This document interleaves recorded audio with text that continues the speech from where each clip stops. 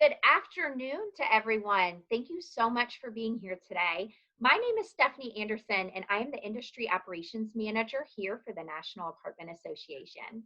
I'm thrilled to welcome you all to today's webinar, 5 Must-Do Project Steps for Industry Professionals. Now, before we dive into today's action-packed webinar, I just want to take a moment to cover just a few basic housekeeping items. Today's webinar is being recorded and will be sent to all registered attendees later this week.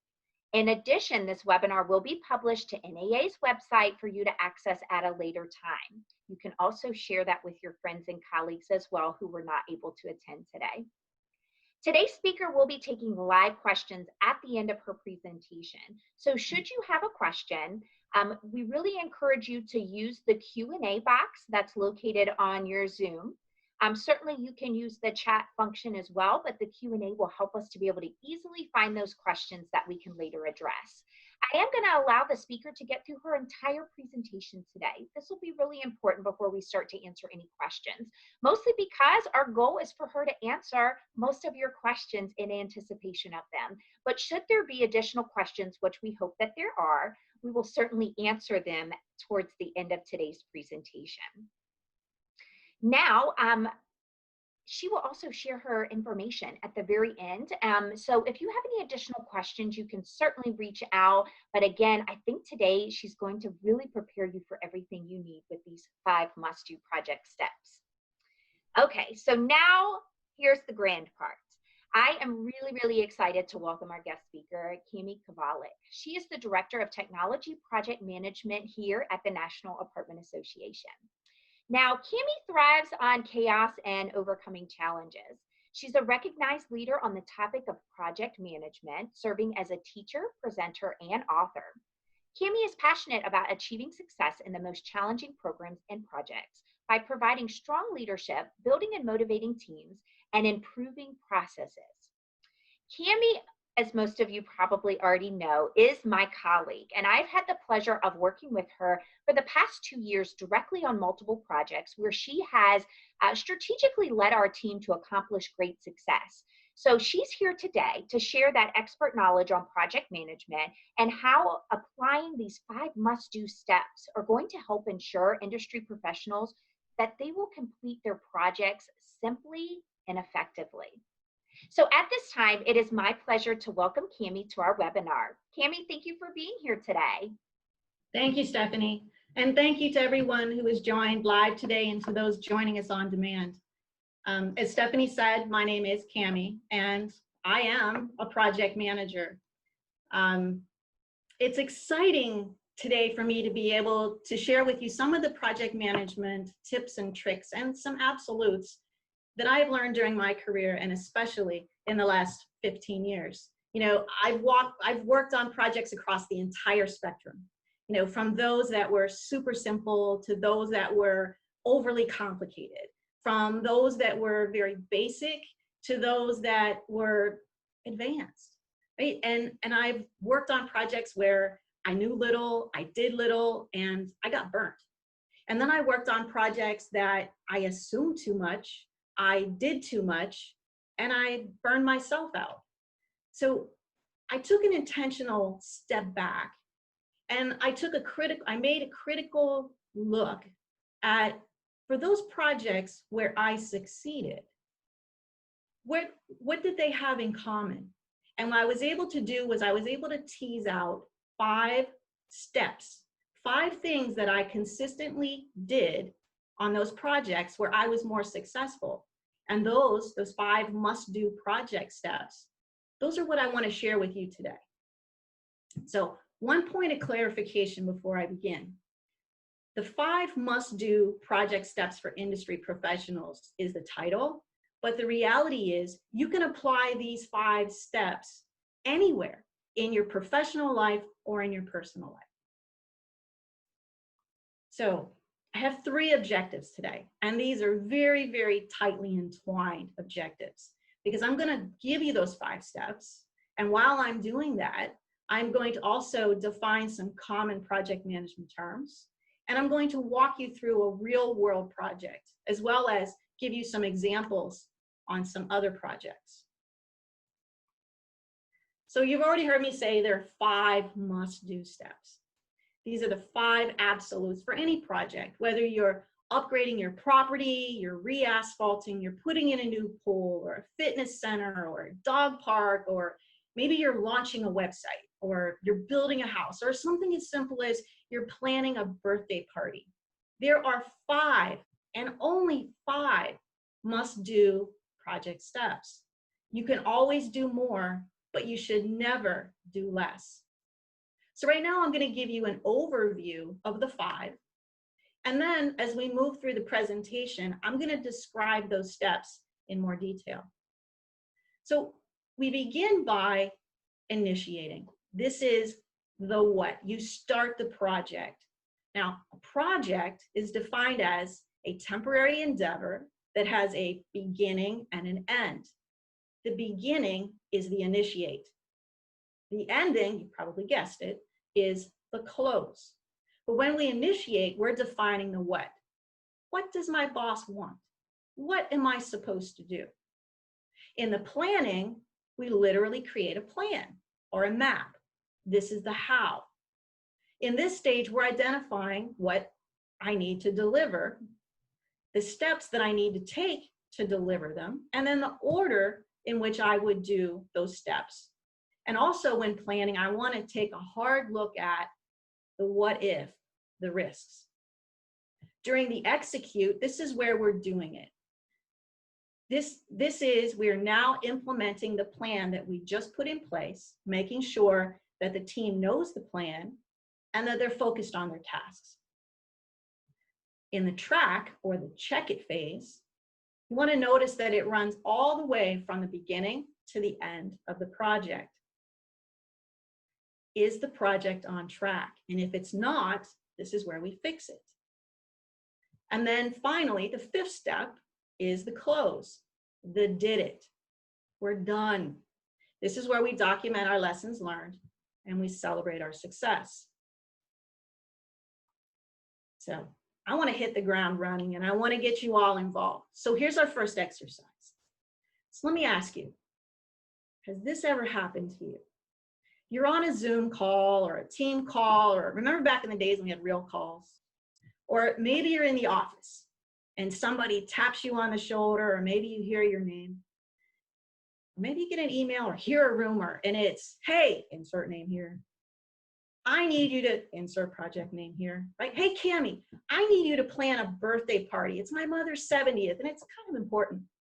Or, hey, George, I need you to replace every hot water heater we have in the development that's more than 20 years old. Or maybe, hey, Stephanie, I need you to redecorate the model apartment. What's the first thing you would do? So if you could please use chat and tell us, the scenario is your boss has just given you a project. What's the first thing you do? So Stephanie, if you don't mind, if you could read out a couple of those responses. Absolutely. So Nikki says plan. That's great. Brittany, what's the budget? That is a great question. Jennifer is panicking. Jennifer's panicking. Totally agree. I feel that. I understand that completely. Again, budget, timeline. We have a couple of the timelines here. What's the vision? So I see that they're asking lots of questions back to them, which is good. Assess the magnitude of the work needed. Acknowledge the expectations and requirements. And Patricia is going to scream. Stephanie says, understand what trying to accomplish and what end result looks like. These are very good questions and some very natural human reactions too, right? I want to panic. I want to run for the hills. So when we begin the project, whoops, sorry. I'm all over the map here. See, I didn't plan for this. I wasn't careful in my practice, in my assessing my risks, and what just happened, I should have been prepared for. But in any event, when we begin a project, this is where we're initiating. And initiate literally means to begin, right? So if any of you are familiar with The Sound of Music, I mean, it's a classic, right? You've got Maria, played by Julia Andrews, and she's got a beautiful voice. And I'm not going to break into songs, so no one need panic. But there's a song that she sings to the children. It's Do, Re, Mi. And one of the lyrics is, start at the very beginning. It's a very good place to start. So again, I say, how many of you jump right into the planning? Your boss is giving you a project and you just take off at a run and you start working on it, right? I know I have. I totally own that one. What I would say to you is, the next time that you get a project, I want you to think of this step, the initiate. And I want you to think of it as your breakfast, okay? Since I was a kid, right, just a couple years ago, I heard over and over and over, you don't skip breakfast, right? It's the most important meal of the day, right? Or I can remember my teacher saying, it's a big test. You need to get a good night's sleep and you need to eat a well-balanced breakfast. Well, in project management, initiate is your breakfast. Don't skip it. This is where we define and find out what the boss wants. And this is key. What does success look like? How will I know when I deliver this project if it was successful? I have to know what to build toward and to be able to measure whether or not I've succeeded when I finish. You know, there's another way to think of the initiate phase. My boss is asking me to be a mind reader. I am not a mind reader. I don't know what he wants. I hear the words, but I really don't know what he wants. And even if I've done the same project before, he may not want the same thing. So when we initiate or begin our project, we define the what. What do you want? What does success look like? What worries you the most? I'm actually going to launch a poll right now with those questions. And I want you to tell me, which one do you think is the most important?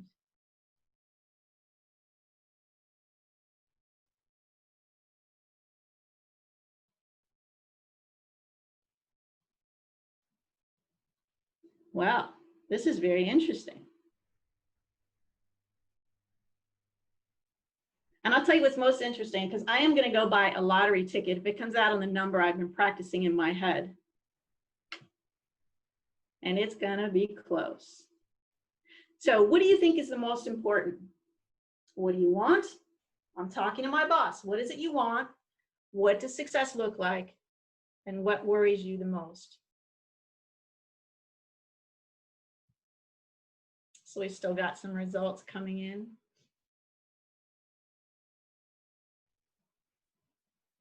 All right, I'm going to go ahead and close the polling, and I'm going to let you all see how it came in.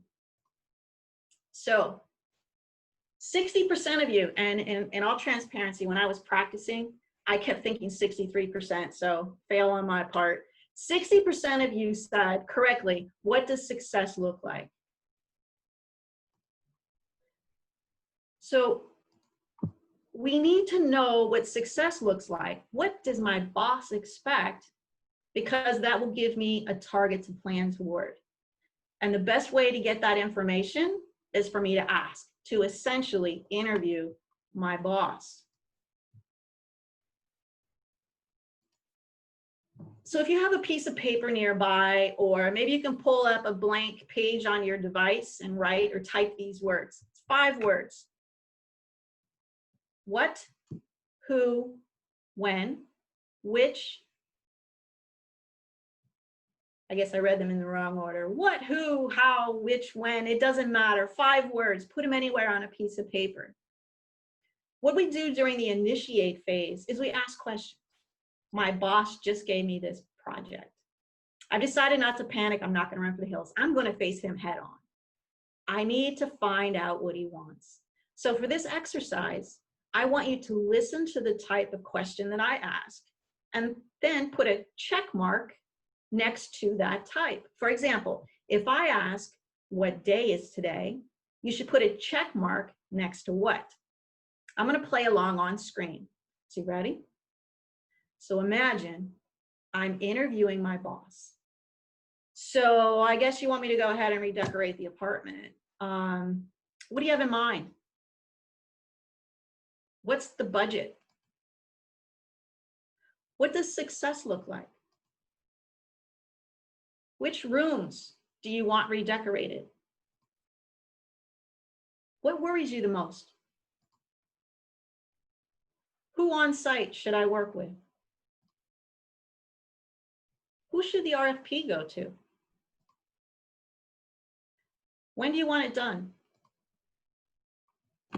Now, my interview is over. Now, in the real world, this interview would go on a lot longer, but for our purposes, the interview is over.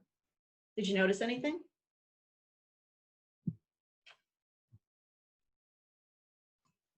I didn't ask how. Not at this stage. It doesn't matter how we're going to do something. I need to find out what it is my boss expects. Otherwise, I'm not going to know if I succeed or not. We identify the how we're going to do something when we plan. So we know the what. I just talked to my boss. He's told me what he wants, what he expects. So now we look at, how do I do it? And there are 3 essentials to planning. You're going to start with the number 1 planning essential. You're going to define what it is you need to do. These are your deliverables. I took a class with Franklin Covey not that long ago, well, many years ago now, but I do it all the time. And one of the things that they landed on is, these are your nouns. This is the tangible, your deliverables. And depending on your project, it could be different. So you think about the big buckets. So we think, okay, on some projects that could be training, it could be a report, it could be a document library. For our project of remodeling or redecorating the model apartment, it could be the furniture, the decor, the branding, the bid. The number 2 planning essential, now that we know what the deliverable is how are we actually going to do it? What are the actions or the steps that I need to take in order to build or get that deliverable? So these are your verbs, right? Run, skip, jump, conduct, develop, launch, paint, repave, surface, whatever it might be. After we identify those tasks, then we look at the order, because order matters. If I'm asked, and my boss has asked me, to redecorate the model apartment and there's a hole in the wall, I need to make sure that that hole gets patched before I call in the painters to paint the wall. And then the third planning essential is the what if. What if unexpected things happen? These are your risks. What could possibly go wrong on your project? So now I want to take them one by one. So we're in the planning phase. We need to plan for that what. What are my deliverables? What are the buckets? So I don't know. So I asked Stephanie, hey, Stephanie, you're the subject matter expert. You tell me, if I'm redecorating the model apartment, what are those big buckets? What are the deliverables, the tangibles? And she told me it's the budget, the bid, the brand, furniture and decor, marketing. There could be others. We could split these up differently. But these are the what's. For me to succeed on this project, I need to deliver on at least all of these.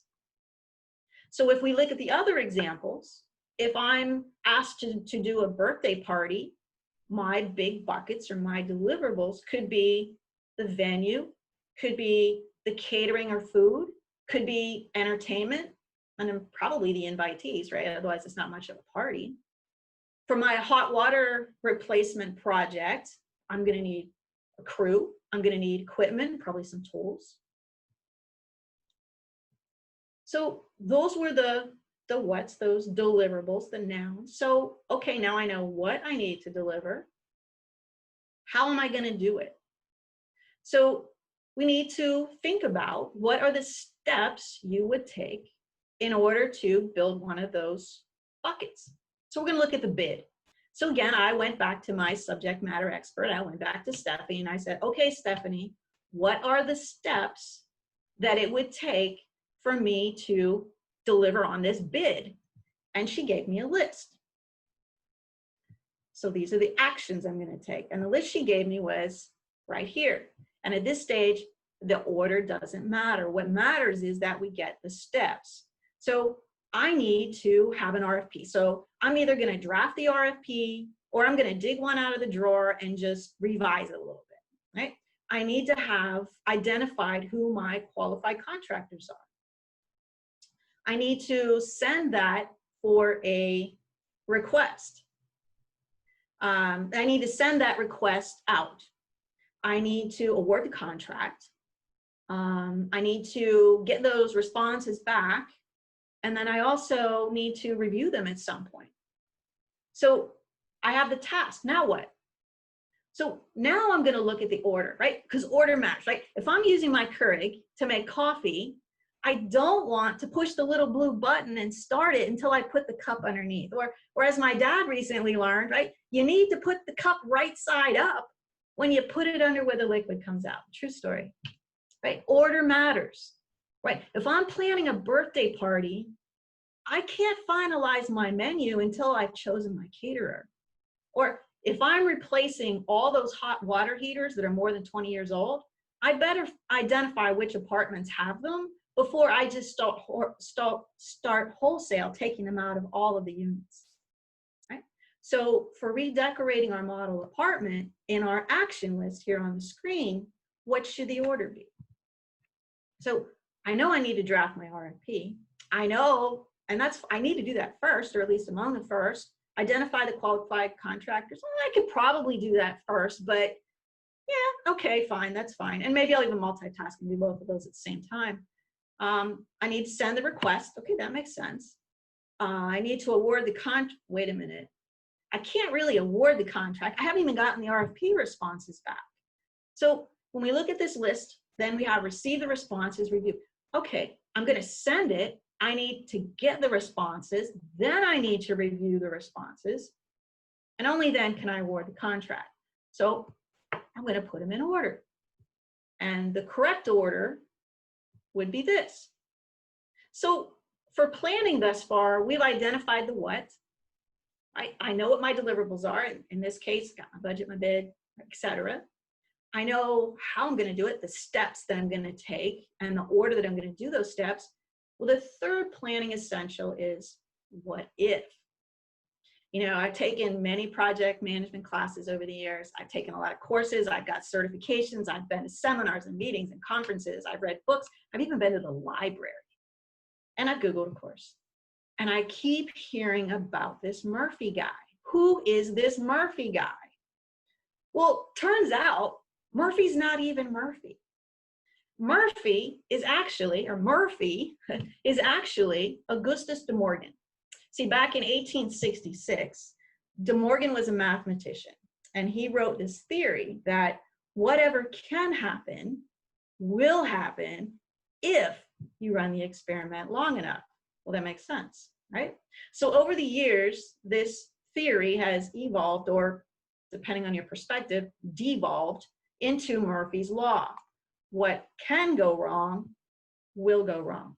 Right? I mean, we're human, right? So we always tend to the negative. De Morgan never said, if a bad thing can happen, a bad thing will happen. No, he said, if it can happen, it will happen. Well, in this case, in the world of project management, we do want to tend to the negative because it's those negative things that are going to get in the way of our project. So Murphy's Law makes sense. What can go wrong will go wrong.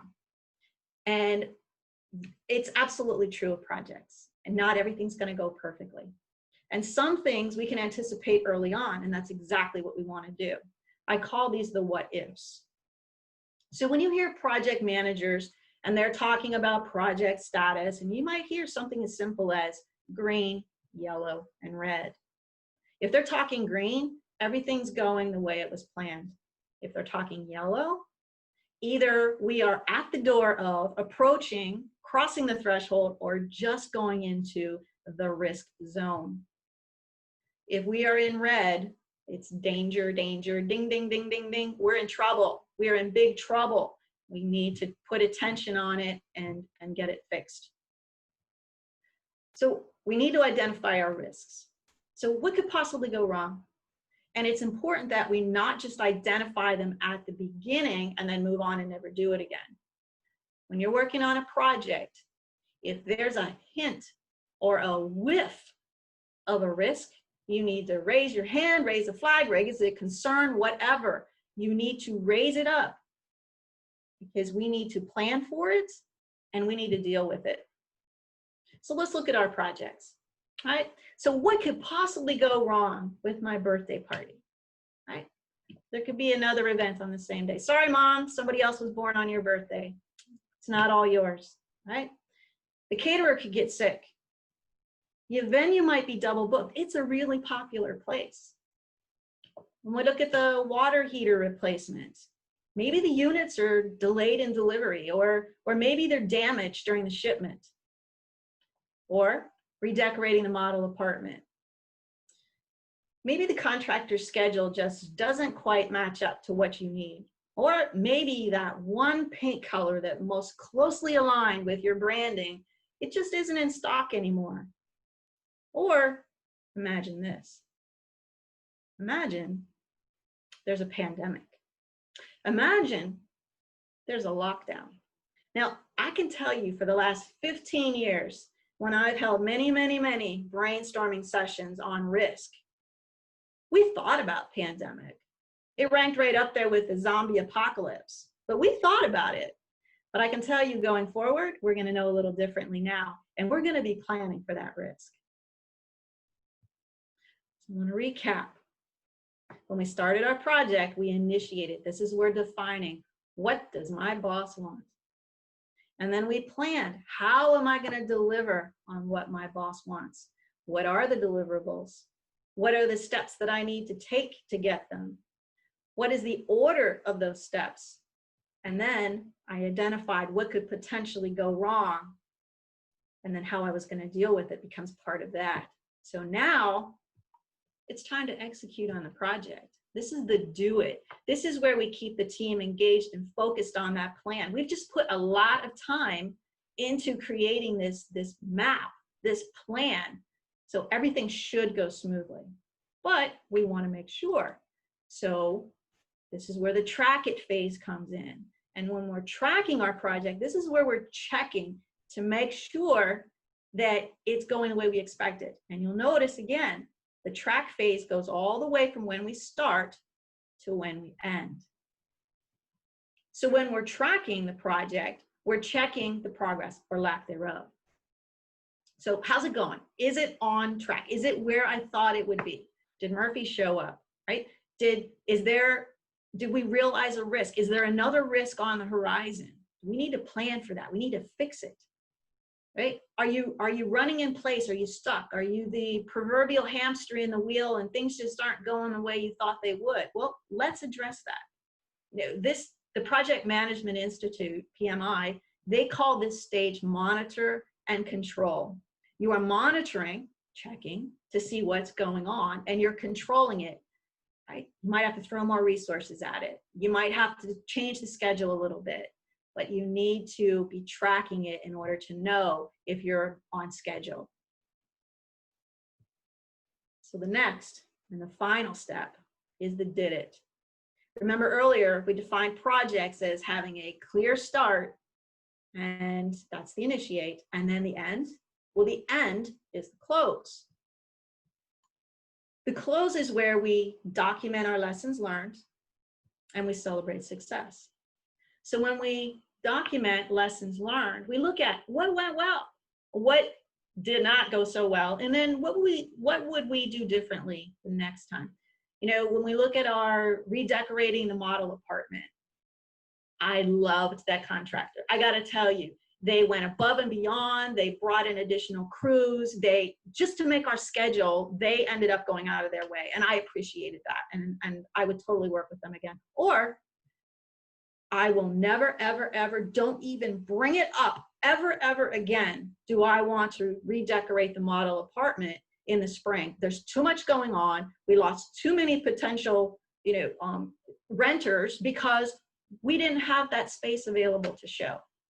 So the idea is you document those lessons learned, you put them in a file, put them on a sticky on your bulletin board, however you want to do it. But the next time you are asked to do a similar project, you pull out that document, that file, and you see what went well, what didn't. That way, you can take advantage of the things that went well and maybe do them again, right? I'm going to put that contractor on my vendor list going forward, and you can avoid the things that didn't go well, therefore improving your success. Now, the close is also where we celebrate success. And like our breakfast, the initiate, right? You shouldn't skip it. While celebrating may not be important to you, it's important to your team. So, and I want to be clear about one thing. Sometimes success is knowing when to walk away from a project. In our example of redecorating the model apartment, we really moved on the RFP before we had a finalized budget. And in the end, that budget didn't come through at the level that we were expecting. So we canceled the project. That's fine. We succeeded. We didn't fall on our faces. We'll just do it again in the future. Had we moved forward, we would have had to settle with less. We probably wouldn't have got as good of a contractor. We may not have been able to do everything that we wanted to do. And then it's not successful because remember, the boss told us at the beginning what they wanted. That would not have that measure. So in any case, we need to celebrate our success. So in summary, there's only five steps that you should do for every project. You can always do more, but you should never do less. You need to initiate. This is where you find out the what. What does my boss want? And then we plan. This is the how. How do I give my boss what he wants? And then we execute, where you actually do the work, making sure that the team is focused on doing the tasks that you had laid out in your plan. We track it. We track it from beginning to end. We're checking. We're making sure that that things are going the way we expected them to go. And if they're not, we address it. And lastly, because projects end, we're going to close and document our lessons learned and celebrate success. That's it. 5 must-do project steps: initiate, plan, execute, track, and close. Again, that's it. So I just want to thank you for your time and attention. And I can only hope that this was as fun for you as it was for me. And Stephanie, I'm happy to take any questions. Thanks, Cammie. Let's give our obviously great presentation. So round of applause to you, Cammie, for that. We still have some time though, which is great. So I would love to see if anyone has any questions. We do. We have a question already. Thank you so much for kicking that off. Cammie, they would like to know, do you have any software recommendations for smaller operations? So at this point, we're using Microsoft Teams. I'm a big fan of Microsoft Planner. I'm hesitant to go with anything larger than that, even in a larger association, simply because if you get a project management tool and not everyone updates it, like an Asana, Monday.com, Microsoft Project, something like that, as soon as someone doesn't update it, your project is no longer updated. And it's now out of whack, I would say. So I like a Microsoft Planner. It's very simple. You can get the notifications. Everything is integrated with Microsoft. That's a great point about keeping it updated. There are so many free programs online. And so that's great, because I think a lot of people would say, okay, let me utilize those programs because I have easy access to them. But in the end, if your success is depending on it, it may not be your best option, right? I like simple. I think simple is best. If you can find a core team who are willing to work within a certain tool, then that's what I suggest you use. I would not suggest going to the bigger, badder program unless you're ready to do it. Oftentimes we buy the Maserati and we use the Pinto, and I think sometimes the Pinto is sufficient. Well, while we're waiting for some other questions, Cammie, what if someone was to say, how do you decide who the project manager is going to be? If there's multiple people that could technically oversee a project, what do you think are good characteristics or skill sets for that person to have? So I think beyond just a certification does not matter. You do not need a certification to be a project manager. What you need to be a project manager is a willingness to work with people, and that people would be willing to work with you. It's really, you need to have not only strong logistical skills, but strong people skills. People have to want to work with you, and you have to want to work with people. And on a team, they're gonna know if you're not in that same mindset. If you don't wanna work with them, they're gonna know it, and then they're not gonna perform as well. So you wanna find someone in the organization who has some influence on someone who you've seen them carry the ball over the line, and you know that people are going to follow them when they do it. Yeah, that's a great point. We don't have any other questions coming in. I think it was because you were so thorough, Cammie. You had a great presentation there that really allowed us to have exercises where we're thinking through what you're saying and then applying it. So that's great. Thank you. Well, I really enjoyed the time, and I hope that everyone at least got one takeaway. If nothing else, don't skip your breakfast. It's a great point. And you know what? What better time than to have a project like this? Because for most of our members, they're in budgeting season right now, whether they're wrapping it up or for some may just be diving into it. So either way, these are great tips that you can really utilize with something like budgeting, which is a huge undertaking for most of our members. Well, we're getting a lot of thank yous in the chat, Cammie. People saying great presentation. Thank you so much for the information. If you missed the very beginning, just a quick reminder that we are recording this presentation, and we just got that question from Kathy. So great timing, Kathy. We actually have ESP going on here. The presentation is being recorded, and we will be sending that out later this week. How you can access it is when you registered for this webinar, we obviously captured your email. And so we're going to send it out to everyone who registered as soon as it's available. And then in addition, we're also going to be putting it on our website for you to access. Cammie and I encourage you to share it with your friends. I think this is great information that you can pass along to your colleagues. And quite frankly, anybody who just manages anything in life. I mean, when I was listening to Cammie talk about it, I'm thinking of not just my professional, but my personal life and managing birthday parties. I actually have two, both of my daughters are born in October. We have birthday parties this month. So I'm like, okay, here's my 5 must-have steps and making sure that I'm hitting those. So I think that this is great information you can share with anyone in your life. Mm-hmm. Well, Cammie, I just want to thank you again for your time. I want to thank all of our attendees for being here today. And this information has just been really great. Should you all have any questions, please feel free to reach out. Cammie and I are happy to help you. But Cammie, just kudos to you for a fantastic presentation today. Thank you. Thank you for asking me to do it. It's been fun. Absolutely. Well, thank you all for joining us. We look forward to seeing you all back for another great webinar. Take care and stay safe.